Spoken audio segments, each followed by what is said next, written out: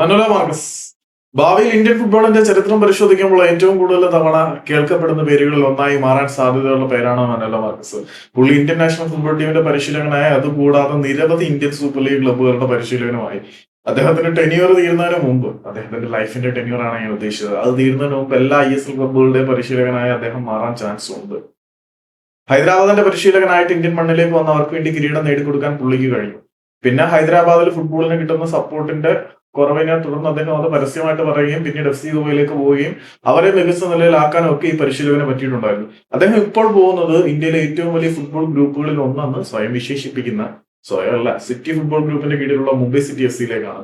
മുംബൈ സിറ്റിയിലേക്ക് പുള്ളി ചെല്ലുമ്പം ശുഭപ്രതീക്ഷയിൽ തന്നെയാണ് ആരാധകർ. കാരണം ഇന്ത്യൻ താരങ്ങളെയും ഇന്ത്യൻ കാലാവസ്ഥയും ഇന്ത്യൻ കോണ്ടിനെന്റിനെയും വളരെ മികച്ച രീതിയിൽ മനസ്സിലാക്കിയ മനോലയെ പോലെ ഒരു പരിശീലകൻ അവർക്കൊപ്പം ഉണ്ടെങ്കിൽ അവർക്ക് പാതി വഴിയിൽ എവിടെയോ വെച്ച് നഷ്ടപ്പെട്ടു പോയ തങ്ങളുടെ ആ പ്രൗഡ് തിരിച്ചെടുക്കാൻ കഴിയുമെന്ന് മുംബൈ സിറ്റി FC-യുടെ ആരാധകർ വിശ്വസിക്കുന്നു. ഏതായാലും സിറ്റി ഗ്രൂപ്പിന്റെ ഫണ്ടിങ്ങും ബാക്കിങ്ങും മനോലയെ പോലെ ഒരു മികച്ച പരിശീലകൻ കിട്ടിക്കഴിഞ്ഞാൽ അദ്ദേഹം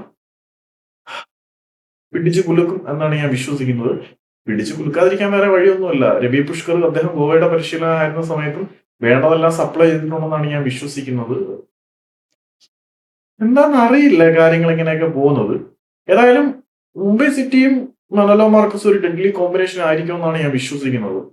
പീറ്റർ ക്രാക്കയെ അവർ പുറത്താക്കിയിട്ടുണ്ട്. താങ്ക് യു പോസ്റ്റും കാര്യങ്ങളൊക്കെ ഇട്ട ഉടനെ തന്നെ പുള്ളിയുടെ അനൗൺസ്മെന്റ് പോസ്റ്റ് ഇട്ടിട്ടുണ്ട്. എനിക്കാണെങ്കിൽ അനാവശ്യ കാര്യങ്ങൾ എടുത്തു വെക്കുന്നത് കാരണം പ്രോപ്പർ സമയത്ത് അപ്ഡേറ്റ് ചെയ്യാൻ പറ്റാത്തതിന്റെ ഫ്രസ്ട്രേഷനും ദേഷ്യവും എല്ലാം ഉണ്ട്.